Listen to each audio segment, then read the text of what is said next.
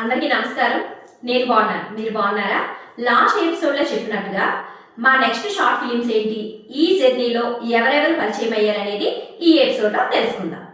Society Housefull తర్వాత కొన్ని personal problems వల్ల మా ఛానల్ 1 year బ్రేక్ ఇచ్చాం. ఈ గ్యాప్లో మేము తెలుసుకున్న కొన్ని విషయాలు, కొంతమంది ఆర్టిస్టుల దగ్గర నుండి మేము విన్న మాటల వల్ల మాకు బాధతో కూడిన ఆశ్చర్యం కలిగింది.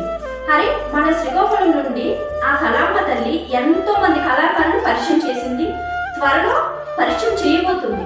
అలాంటి మన శ్రీకాకుళంలో ఇలా కూడా జరుగుతుందా అని అనిపించింది.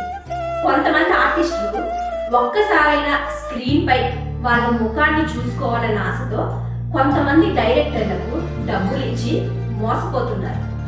డైరెక్టర్లు కూడా వాళ్ళ ఆశను అవకాశంగా చేసుకొని మోసం చేస్తున్నారు.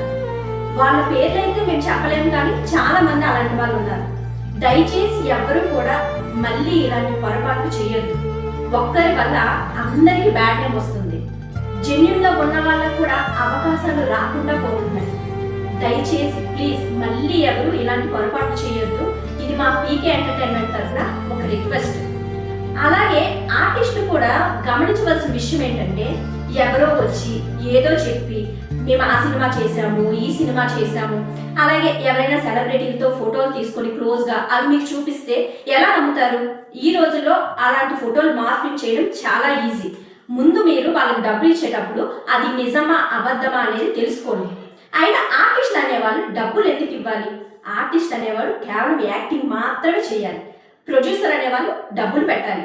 ఆ విషయం కూడా తెలుసుకోకుండా డైరెక్టర్లకు డబ్బులు ఇచ్చి మోసపోతున్నారు.